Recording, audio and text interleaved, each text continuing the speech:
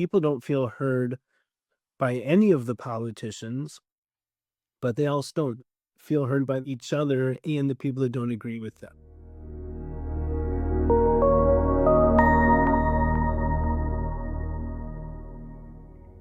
In this episode of Sense Making Conversations, we take on one of the most urgent and complex questions of our time. What does it take to rebuild trust in a world where no one feels truly seen? My guest today is Cory Warfield, a technologist, founder, and systems thinker working at the intersection of AI, blockchain, and human identity. But this conversation isn't about tech for tech's sake.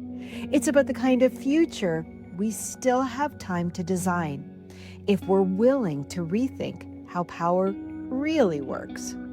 From co-governance to verified humanity, Cory offers a vision for distributed decision-making, radical transparency, and systems that are built with people, not just for them.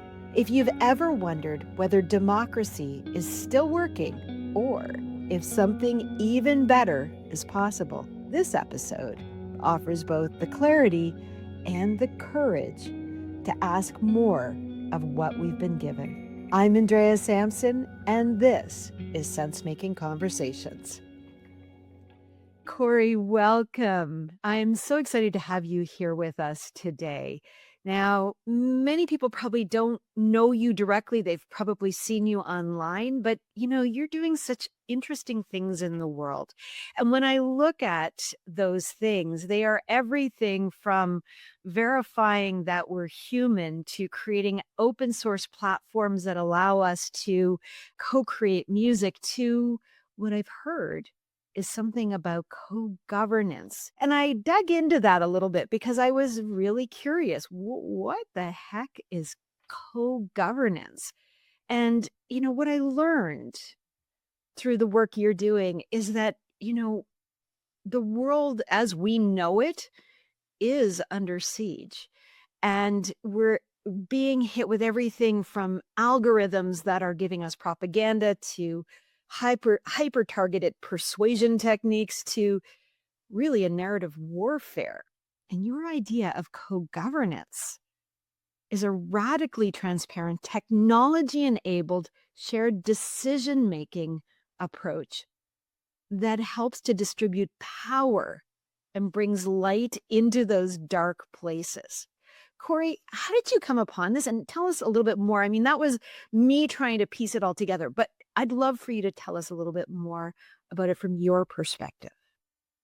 Well, first of all, great to see you. And second of all, thank you. And I'm here in the rainforest adjacent. So it was just pouring rain. And when it does that, we have a big family of wild parrots that lives right above us. So if you're hearing all the squeaking, it's the wild parrots. And as much as I'm pro-humanist, I'm also pro-animals. So the parents know they're welcome here, but we might hear some toucaning in the background.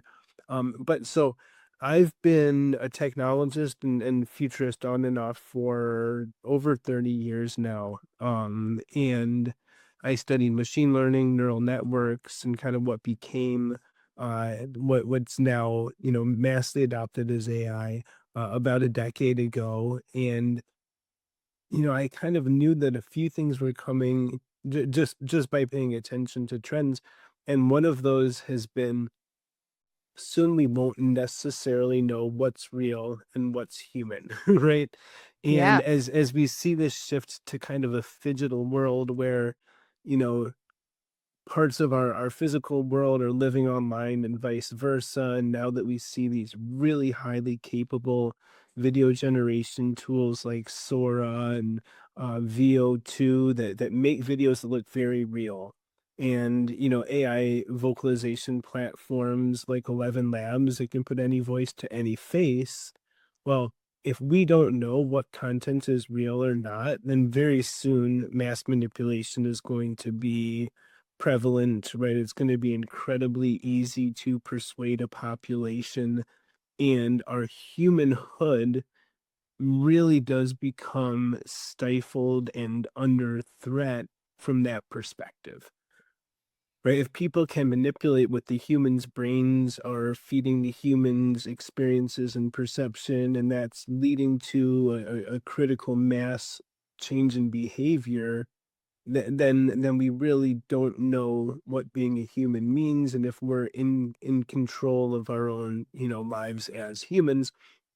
And on the other side, we see that what we all saw coming, which is both the AI agents and the robots, which are becoming AI embodied, becoming incredibly pervasive as well. And so we're heading towards, super intelligence and, genius robots that are, anything from bulletproof to able to fly and, right, can work 24/7 and don't need a rest or a vacation or sleep. And we're starting to see new technologies that can synthesize light into power, so these robots might not even need to charge, in the traditional sense of the word, and compute. They can run from light and human brain stem cells, and we're seeing robots being made with human stem cells. And people say, there's a path towards this true singularity, and I know you have some insights into that as well.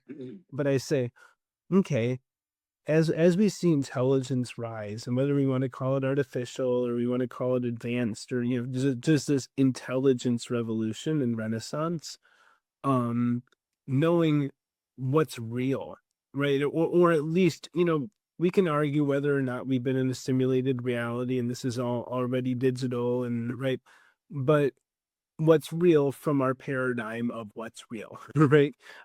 Is it molecular? Does it have atoms? Can I touch it? Does it make me sneeze? Does it make me laugh? Right? Like, is that the person I think it is on my screen? Right? All of these things need to be captured, and they need to be in some type of a recallable database. And for me, that's a ledger, and it's probably blockchain adjacent technology, right? And I've been on the blockchain train for a decade, and I've been saying AI needs to be on chain for many years, because AI has been broken down into units which are tokens anyway, and tokens are easy to ascribe to a blockchain with smart contracts, and then can be immutable and trustless, meaning we don't need to trust them because they can't be manipulated. And so you start to say, well, that's great for businesses and for currencies and storages of value and currency.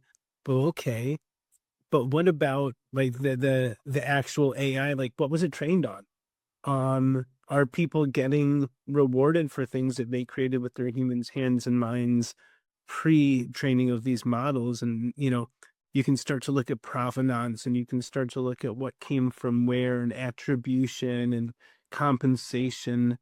And that's when it all really clicked, is that a lot of the problems that I would say as an independent we see on both sides of the political divide globally as well as societally here in the West is a lack of trust, a lack of transparency. Also, I think people feel like they're not heard.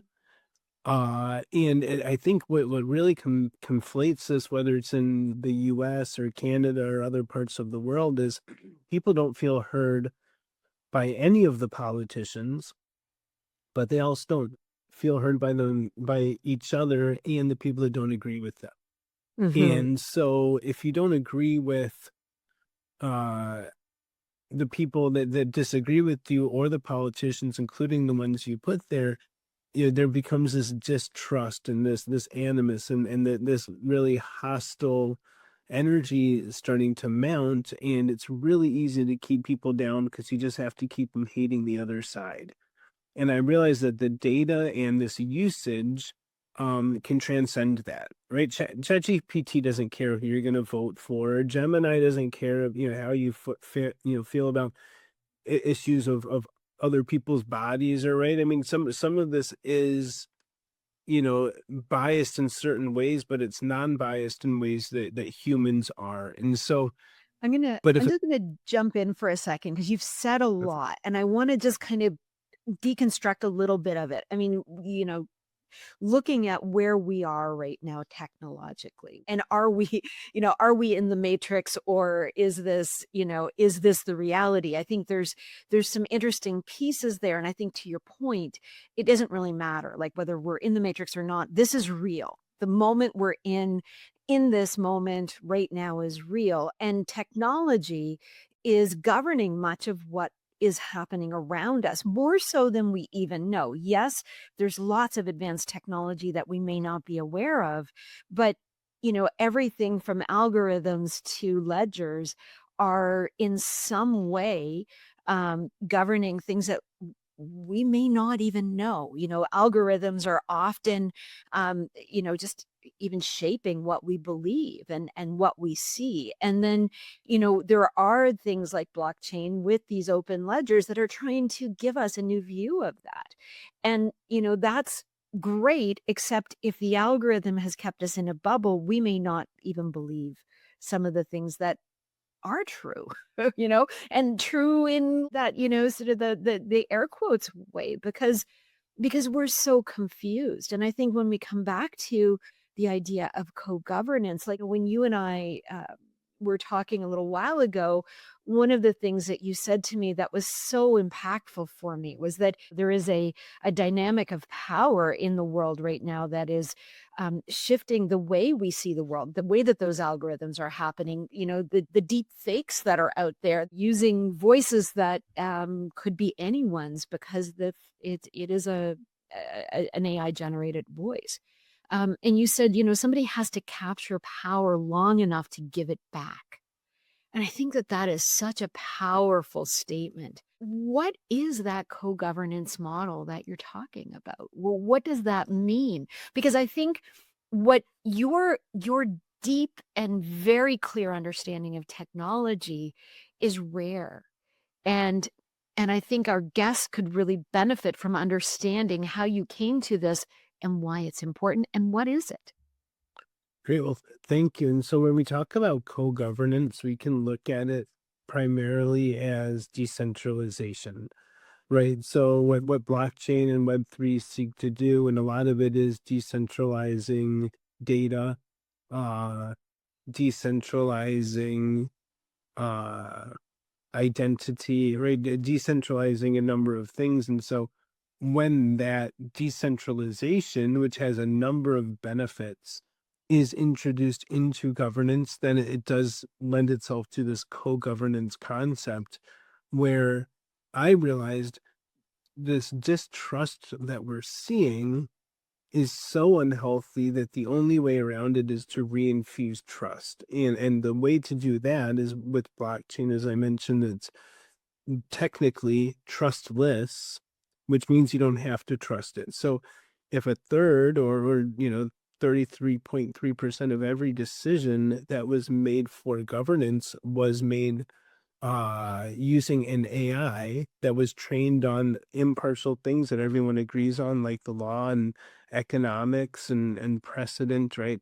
But on chain where everybody could see it and not have to trust it, then we can get the benefit of technology at 33%, where everyone can see it because it's on the blockchain, but it's not making decisions for humanity.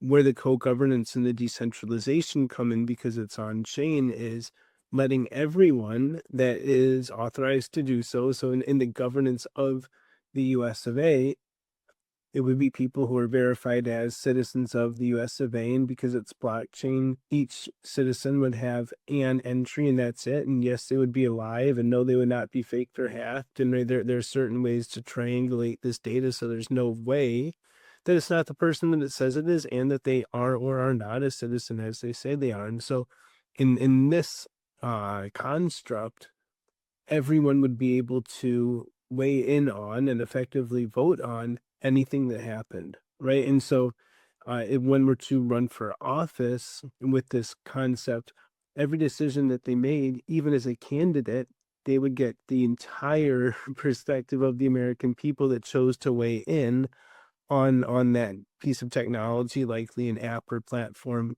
up until the time of the decision being made. And so the concept is let everyone weigh in on what network they might want to see a debate on, or what percentage of the GDP should go toward something or another, right? And really just understand how people feel, whether or not they're going to vote for you, whether or not they have voted for you, right? And so truly understanding the constituency, whether it's a population of a country or even a global population, and having your finger on the pulse of what people want, right? Not the people at the top, not the people that control the algorithms. And I think that would still be malleable and have some fallacy to it if it wasn't on the blockchain. But the blockchain Mhm. is beautiful because you can show everyone on a ledger that this is who weighed in, this is who they are. Now if we need to anonymize and randomize some data, if people don't want to be known to feel this way or that way, that's all possible. But what's great is it's still recorded on a ledger. So now we're talking about 66% of any decision made by the public, everyone that chooses to weigh in, as well as a piece of technology that is, rational, um, logical, trained on everything from science and history. And so, kind of like when Henry Ford said he doesn't need to know everything, or really anything. He can just pick up the phone and talk immediately to a leading expert in whatever he needs to know. That's what this AI can provide for this governance. But so now it's 67%, then you do need to have a human who is entrusted to the degree that he or she will be impartial to the will of the people and the technology, and will input their perspectives and their opinions as well, which is why I think we need a rational, independent, moderate, that can sit down at a table with with anyone that may or may not agree with them, but also generally push toward the popular issues that people care about, right? And I think that person needs to have, probably had something to do, at least in earliest days, of putting the technology together and the model together. I think this is a model that really does have some symbiosis that Mhm. needs to happen. I think this is a novel way of doing things, but interestingly, I've spoken now to thousands of people about this, and virtually everyone, including some ultra high net worth people that I know well, are very supportive and would like to back this. And but when people say who wouldn't support something like this, the answer typically is a percentage of the top less than 1%. Right. But as I'm listening to you, there's a couple of things occurring to me. First of all, here we are in a world of technology that's advancing very, very quickly, and yet this model that you're putting forward, it kind of takes us right back to the origins of democracy, right? Which is the people get to make the choice, and you elect somebody into that role. To be the spokesperson for the people. And of course, in the early days of democracy, there were not that many people in the world, and it was easier to, have hear those people's, what they wanted. And democracy is sort of, as we know, has kind of slid into places that are maybe not democratic anymore. And yet this, technology is giving us back the ability to hear the voices of people. And, we've been watching it on reality TV. I mean, if you have, done the, tweet whatever, whatever the, the hashtag whatever for your choice on, America's Got Talent, or, That's right. like we've seen these things, right? I mean, even like RuPaul's Drag Race. I mean, we can make our choice in these reality competitions, and we've done it, and we assume that it's real. We're not on a blockchain, and so we don't have the same transparency. But there has been some models around creating sort of a crowdsourced winner, if you will. But when we look at something like governance, where now you're moving into much higher stakes than, who's going to be wear a crown, or who's going to be, singing on a record label. Um, we're now looking at things like, well, who's going to lead, our countries? or, our companies or our industries. And And frankly, and our militaries, and even more importantly, our access to intelligence and what we're able to do with it. And, a lot of this really does come right back to control and the centralization or decentralization of it. and so there's 2 things for me that are sort of really, really kind of coming up strongly. One is this idea of radical transparency, right? Being able to Yeah. see, right? And I think that's one of the things that blockchain has given us when you're on the chain, there is that radical transparency you can't hide. But yet, is there an opportunity for it to be hacked? And then the second thing, of course, with that, and it's related, and I think as I know that you've got a lot of experience in this, is proving that you're a real human. And I think that becomes key in this, right? Because you can't have um, a governance model that is claiming to be for the people if somebody, a government, a system can hack in and suddenly become the lion's share of the voice. There's gotta be some check and Well, balance on that. the thing is, and it's similar to counterfeiting, but you can't let someone come in and print citizens or print people or right. We've seen some really weird things societally, like corporations being considered as humans. Well, what happens when AI agents and robots are considered to be humans and there's a And high they're price not. tag? Well, and only the wealthy can afford them. So now Right. you can buy 1,000,000 votes if you could buy 1,000,000 agents, If they're right? allowed to vote. Precisely, and so this is where some of those people are trying to take it very quickly, and, some of them are probably the same people that want corporations to be considered humans, but so right now, we still know what it does mean to be human, and there is a biologic component to it. There is a precedent component to it, right? But we need it codified. We need the Right. tech Well, and stack to I mean, I know that understand. you're very involved in this, right? You've got a company called Verified, right? Which is that's what Yeah. it does.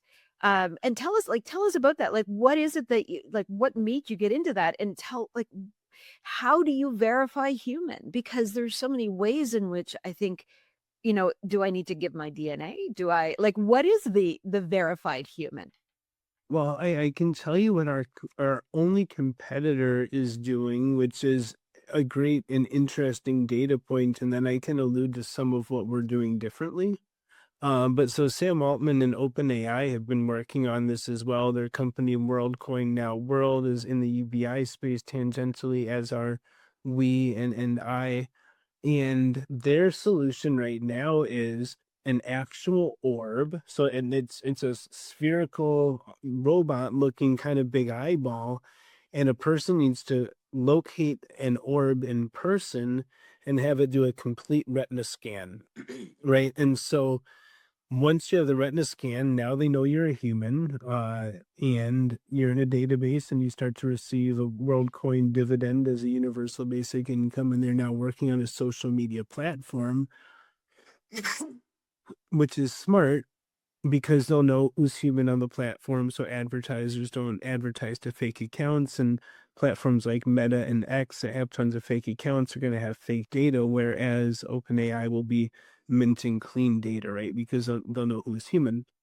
Now, that's their model, and they're not human to human because they're trying to use humans to tech, right? They're trying to farm humans for that data for the technology. So there's human in the loop, but it's not human to human. And furthermore, there's no blockchain component to it at this juncture, which is probably an oversight, or maybe it's on their roadmap. But we also don't think that the orbs are sustainable. We think that you will be able to counterfeit Mhm. retinas. We believe just like fingerprints, at this point, you can lift someone's fingerprints, you can replicate it. Once we get quantum computing and quantum AI in the mix, you'll be able to reverse engineer someone's retina just by doing a quick video call with them or seeing a YouTube video of them, right? So we think that this is a very short-lived solution that they're building for, but also people find it invasive. and there's a cost to do it. And to say that they expect, poor people from around the world to find an orb and pay to scan their retinas just to, right? It It starts doesn't to make sense. Yeah. become, right now. My suspicion, and I'm trying to convince my team, is that OpenAI is probably working on that. Right? They probably understand now. There are millions of dollars of R&D down that road. So at some point, but Sam's typically not the type to throw good money after bad. So we'll see what happens. We're doing a number of things differently. We have a very low tech piece of hardware that can prove someone's a human. It's an anti-deep fake headset that we've partnered with a company called Reality Anchor, and I'm advising that as part of our Mhm. product. So we have a less than $10 piece of hardware that is effective. We're also road mapping right now to work with not actuaries, notary publics in parts of the world that have notary publics, and actually having people go and verify them selves with the notary public on the app as a way Sure. to create their account. We are looking at ways to triangulate. So, right, if you're logged into, a Google account, a Facebook account, and a LinkedIn account within several feet of yourself, and you are in a known location, that should trigger that it really is you. Right. Right, Right. or if there's an email address that's not actively open, more than several feet away from you anywhere in the world, these types of things, when you start to look at them as data sets rather than individual data points, Mhm. um these all can start to play into it. So we're just looking at the lowest barriers to entry, right? It's Right. um notary publics are still a barrier to entry, but they're a lot more affordable and accessible. um we're looking at potentially giving these headsets away for free for No. people to sign up as users at verified. And But we're living as kind. it becomes really important, right? Like, I think just listening to you, like you said, yes, the big tech companies are working on some of this, but it sounds like what you're looking at, because you're looking at it through the lens of co-governance, you're saying, well, wait a minute. It's not just about, oh, you need to have access to my platform. We're talking about having a voice in the world. And so the need for these types of human verified is really important, because if we're now going to start looking at a different model of governance, then we've got to make sure that it can't be hacked. And I think that's, what I love about what you're saying is that it has to be accessible. It has to be affordable. It has to be easy to use. You can't, going to some strange orb and getting, my eyeball, scanned is, I think, for many people, I mean, for me, it probably wouldn't be that big of a deal, but, somebody who perhaps is not as familiar with technology, who's living in a place that is not as technology fluid, that becomes a terrifying thing. Well, Um, any fear of technology is amplified with that. So if you have no fear of it, great, bring it on. That's more tech. But if one of 1,000 things about tech concerns you, then you don't want a big and fake eyeball scanning your little And human I can one. imagine the propaganda that would go along with that, right? Like, so suddenly you've got an opportunity for somebody who wants to hijack something like that, saying, well, here's what's really happening. Are you really scanning your eye for, to prove you're a human, or are they taking your humanity from you? Like, I could imagine that kind of propaganda, because really what they're at war, like what's going on right now is they're trying to manage our beliefs. Like, this is in the world out there with so many different organizations and sort of people wanting, or organizations wanting our beliefs. They're telling us what our beliefs are, and we're believing them. So we're no longer, forming our beliefs alone. And I think that that's something that, when we look at this idea of co-governance, when we look at it as an antidote, to the propaganda that's being put out there. How do we use co-governance as a way to give beliefs back to people and allow them to make their own decisions?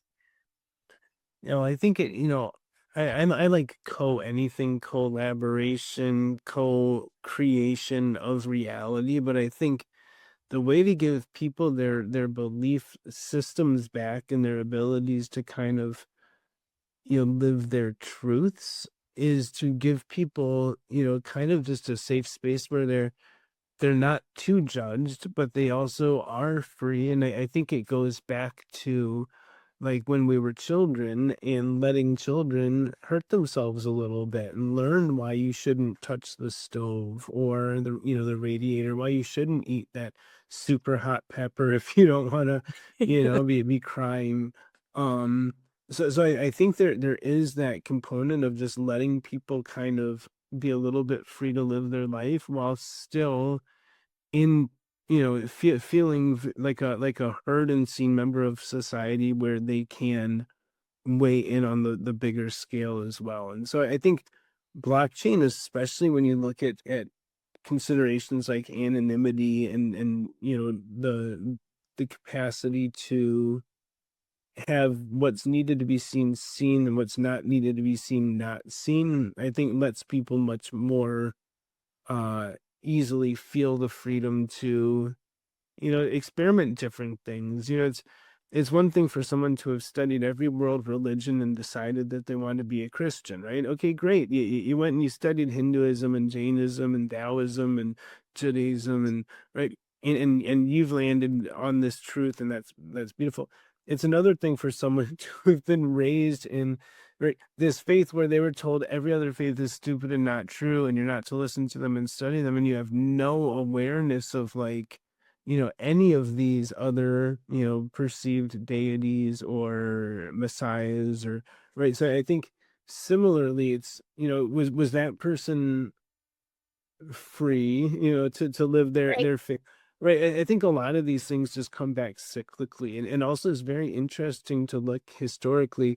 Most societies start to see their first real challenges and often, unfortunately, their demises around 250 to 300 years in, right? Right. Like that's kind of a Right. big and we can look at that timeline with a lot of countries and democracies Yeah. um, right, and so we say we have to do something different, but, if we get really creative and silly and say if the founding fathers of America per se, um, had access to this technology or, were forward thinking enough to say if a perfect technology could exist to really help solidify your vision, I think if they saw AI and blockchain and the potential to democratize, I mean, that's democracy, right? Right.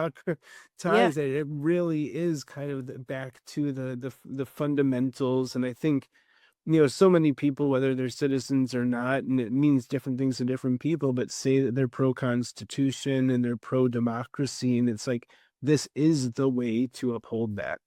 And are I know that you work in DAOs quite a bit as well, right? And the decentralized autonomous organizations. And to some degree, what you're describing is kind of the function of a DAO, right? Which is to be Well, on chain. Yeah. so I would say there's a little bit of a disconnect in that only as in as much as it's not autonomous, right? I think autonomous to me implies that the human's out of the loop. And I Um, think we very much need to keep people in the loop on a heart level, on a decision making level, on a yeah. emotional intelligence level. So I think it's not fully automated. And then I think by definition, it's not truly decentralized because if so, there wouldn't be a president or a right or a A cabinet, and leader of there some sort. wouldn't be Yeah. So that's but though that's interesting, right? So it's like, yes, like these what you're talking about is putting together pieces that don't exist together today. So blockchain as an enabler, using transparency as an enabler, using verified humanhood as an enabler. These are all elements of what this co-governance model would be, but it doesn't exist in any form today together. They all exist Well, independently, but here's without. why. It's a dilution of power.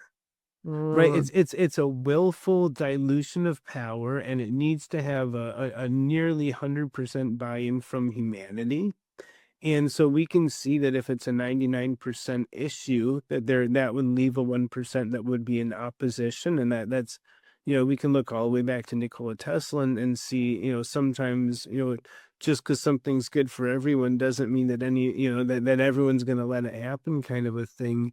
At the same time, a dilution of power invariably puts more power in the hands of the people. And I think rather than choosing another person to have a whole lot of power, just say, okay, never mind, we'll let this guy keep power for as long as he wants because, mom and daddy, whatever. Um, Probably not the direction that almost anyone would want to go, but to say we can all have more power, that seems to be striking a chord. And it's interesting. I had this idea a year ago, and people tried to really push me, to the front and the front of some national conversations around the presidency, and that was back when it was still Biden and Trump running, and I had this kind of thesis that not too many Americans really wanted either of them to be the president again, right? They kind of both had a term and did what they did, and right, I kind of thought people wanted someone new. It looked for a very hot second like there may have been a third option in that party, and then there wasn't, or in that race, and then there wasn't. But just the reaction that people had when I brought it up a year ago, and now kind of, a lot of those people coming back to me and saying, "Hey, hey, this is something that's very needed and timely," and it's very interesting to see the people supportive of an idea like this coming from even the far right and the far left, and especially the more centrist sides of both parties and from other countries. And I've spoken to people and co-founders and executive leaders at some of the big tech companies, and they like this as well because ultimately knowing what everybody wants is better for everybody. Right, it's better for the algorithms at an Amazon and a Google. It's better for a government of India and China, or even obviously Russia and China would oppose this because they don't care what all of their people think. But I think you're almost talking about building a perfect anti-communism machine, mm. right? And there's nothing inherently socialistic about it, as or socialist about it as well. But it's very it's distributed to a degree that I don't know has been done before. Yeah, I mean, to use a metaphor, I guess, it almost feels like open source governance, right? So, where or even an API for governance, where it's like you're using this idea of let's use technology, but we're connecting technology into something that is inherently not technology, but using the human element as the connector. And so what that does is, when we have, a ledger-based system that's driving the decisions that are being made, and maybe you're using some form of AI along the way, are we able to create balanced ethics? Are we able to create guardrails against, an organized approach to something that is against what the populace wants? And I think that there's this idea of a co-governance model feels like maybe there is an open source way of doing it. What's your thoughts on that? Well, I know open source to me it can get a bit scary because anyone can do anything they want with it, right? Right. And similarly with an open API or an API call, people are using your tech to do whatever they want with it, and there's Right. not so much insight or oversight. I think blockchain can help with that quite a bit. But I think what it does more than anything is it brings this kind of transparency, but really just the ability to bring trust back, and to dispel some of the distrust, and just I think it really helps to usher in a healing, and I think that the fact that that model can contribute to universal basic incomes and things of this nature are very, very relevant. But the other thing that I think is probably very under appreciated at scale yet is the capability of forecasting, right? So if the AI model that's part of this decentralized governance model could do things like forecast, it can see what would happen if we were to put 10% tariffs on everyone or not. Right. Right, and it can come back and it can show you what's gonna happen to a population in 1 year if everyone receives a blanket vaccination that, was in the labs for 3 months. It could tell you what was going to happen if 1,000,000 people protested in the streets on a Saturday, right? And it can just kind of help forecast. And so, if you've got 33 and a third percent of a decision made by people and what they feel, third percent based on a very fair blend of the past and the future and just, algorithmic science, and then a human leader that's kind of discerning what to do with all that and held accountable for his or her um decisions, that feels very right. And it's, you know, is there anything that can go wrong with it? Absolutely. Without it, it feels a lot more likely that things could go wrong. And Right. so I think, Yeah. right now, some of this is risk mitigation. Some of this is saying, how do we use the technology, not only to our advantage, but to ensure that there's going to still be something to fight for, and then ultimately, hopefully, not have to fight at all. And even at some point.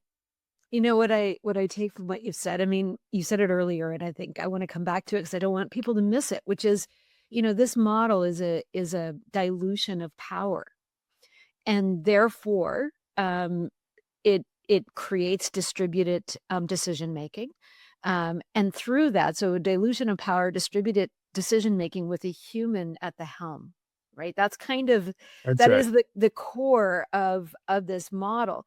Is it fully thought through? Not fully, but it sounds like you've got it pretty far down the road. Well, And here's so here's what's interesting is I've had hundreds of hours of discussions with all the leading models, with the exception of some of the Chinese national models, but even Grok and Gemini and ChatGPT and Perplexity and Claude, and you know it's it's remarkable how well this idea is received by the technology as well as the humans, right? interest And it's thusly I haven't had anyone poke too many holes. I think the icing on the cake is the universal basic income because it effectively says the government wants to give people money instead of taking money. Mm, And another thing that's underway right now is the dismantling of a lot of agencies that have been led by people. And the criticism is that the people in these organizations are the ones causing the fraud and the theft and mismanagement and taking too long. And so I say, whether or not 6 months ago any of us thought we should be dismantling agencies and departments, if it's already happening, right, then rather than maybe someone else gets into the White House in a few years and puts, 50,000, 100,000 people back in and goes back to these ways that I think most people thinks didn't work anyway. Maybe we use this as an opportunity to say, okay, great, we are going to build an AI Department of Education and an right. AI Department of right, and we will automate as much of that as we can, and we're going to make it even more efficient and more fair. We'll get rid of all the fraud because it can't happen on blockchain, right? And so all of that money will go into a liquidity pool and be distributed for the workers who no longer have their jobs. Mm. Right, And and and the economics on that is very quickly those people start to make more money by not working, right, than they made when they worked, and then you start to extrapolate that out to people that didn't work in that industry, and then people who, are displaced more and more by the technology. and what you're describing, I think effectively, so if we were to look at a co-governance model, let's say for the US, because certainly the US is in the news a lot right now around their governance policies. But one of the things that it strikes me is that you don't need to have parties anymore. In a co-governance model, it doesn't matter because what matters is what the people want. It's a groundswell, it's a That's right. grassroots up. And so, are you are you Republican? Are you, uh, um, sorry, I'm in Canada, so the parties are De not, I want to say, Democrat, yeah, yeah, so right now it's Republicans and Democrats, but, the Green Party and other independent yeah. parties are starting to mount as well. I think But it's it just an becomes less independent. important, right? Like what party you become, right? Because it's now, Absolutely. It becomes multi-party like everywhere else, and it almost becomes nonpartisan because yeah, it's almost what person and their ideas and policies do you that's like the most? And right, the other really interesting thing that it does at a paradigm level is now the next person and the next person, the next person that become a president per se also have a third of the power, not all the power. Right? And they're still working with the other branches of governance. So you'll still have, judiciary, you will still have legislative branches, you right. would still have, senators and governors, but I think they should all have technology in their stack as well. I think they should all be able to fine tune it to their constituents. I think they should all, be able to sync up with their local constituents the same way that the federal leadership would be able to sync up at the federal level. So yeah, I think there's just so much that it unlocks. And what's interesting is, whether or not I get asked a lot if I want to run and hold this I was gonna power. ask you that. I was gonna say, like, "So, Well, Cory, when are you running?" it's here's what I can say. It's not off the table for me personally. It's not something that scares me so much that I wouldn't contemplate it further. At the same time, I think for me, what's more important is that, you know, the person that people want in charge of something like this, particularly who gets it enough to steer the ship and kind of help transist, True. and transfer whatever the word, right, to just help course correct, I guess, and Yeah. help people adopt it. And so I think, on the one hand, I don't say this lightly, and I know we're in this age of like super anti DEI, but I say, um, I'm not young anymore, and right, so I'm like, as a not young anymore Caucasian male, sometimes I say, am that enough reason not to run? Maybe, maybe not. But, and are there people I think would be great as the next president? Yeah, right. Do I see either that are vocal on either side of the political divide right now? Probably not. I think, we see Trump saying he's going to run again, and I think, his shrinking support base would stand behind that. But it's amazing how many people that used to support him, and especially how many people used to consider themselves Republicans kind of before he came and made that party something else, that are incredibly supportive both of kind of this model, but also as potentially me as a candidate. So Yeah. yeah, nothing's off the table. At the same time, I think this is needed, and I want to see it happen, and I'll do what I can to see it happen with whoever is the right people to help make it happen. Well, Corey, I think, this as an idea, co-governance is a really powerful one and one that, I applaud you for really diving into and looking through. Like you've done a lot of work around what would it look like? How would we put it in place? What systems would it touch? Where would it not touch? And I think, what you've said is so powerful that it's the person who sits at the helm that's important, not because of who they are, but because of how they will work with those who are bringing those opinions and ideas up. It is about diluting the power so that you can distribute the decision making. And that takes a certain person, and there's a lot of people who would get into a position like that and look to perhaps take it into a place where it shouldn't be.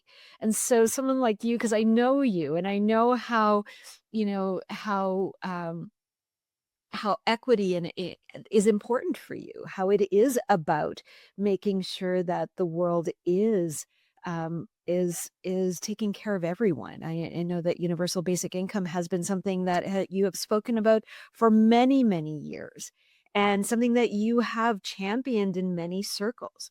And so I could imagine you becoming that leader of that movement, and maybe, who knows, being I would co-governance leader. I mean, how powerful would that be to have somebody who's got that kind of vision? Well, I'm supportive of it, whoever it is, and also I think the way that I look at it, as well as co-governance, which I love, but is really just tech in the loop Mm, governance, right? And yeah, I think just having the right technology in the loop, and it's not human in the loop because that then implies that the loop is tech, right, right? And no, the loop needs to be human because we are humans for humans, and right, this is the way that we keep right, things right. uh where we the humans need it. However, I think having tech in the loop at this point is going to happen some way or another. So doing it responsibly, doing it intelligently, doing it mindfully, but also doing it now, right? Like, I think it's the word existential is a loaded word, but I think a lot is riding on this. I can say. Yeah. Corey, this has been a fascinating conversation. Thank you so much for all you have offered, for the thinking that you are constantly putting out there in the world, for the companies that you have both founded and supported, and continue to do that. I will be watching this one very closely. For our listeners, how can they stay in touch with you? I think the easiest way is to just follow me on socials. My newsletter, Tech for Good, has made some impact. People love it. I think I'm its biggest fan. I absolutely love it. But that comes out every week on LinkedIn. I'll break this news here. Other than my contact at Beehive and myself, no one knows, and my wife, but no one knows yet that I'm going to be releasing a second newsletter here within days called uh, the best tech newsletter. And, my goal is going to have it be the best tech newsletter, but it's also a newsletter about the best tech. And it's going to kind of be a supplement to Tech for Good. And I'm going to do things like, demos and product reviews and just, founder highlights as well as where do we go from here. And, being the best tech, it's got to be part of the governance stack. So that's going to be a great place for people to keep up with a lot of this as well. So Cory Lopes-Warfield on LinkedIn. Uh, you'll know me when you see me. I look like somewhere between a Jedi and a Green Party tree hugger. I guess we can say in my profile pic. Very cool concept, by the way. It's an app that remotes professional photographers into your phone.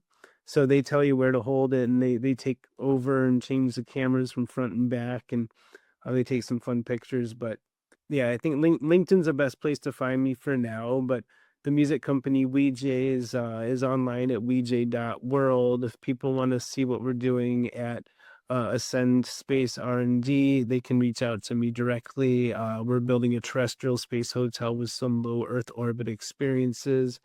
Verified is live, but the website will be live soon, so you can check us out, VRFD, probably on LinkedIn and social media for now.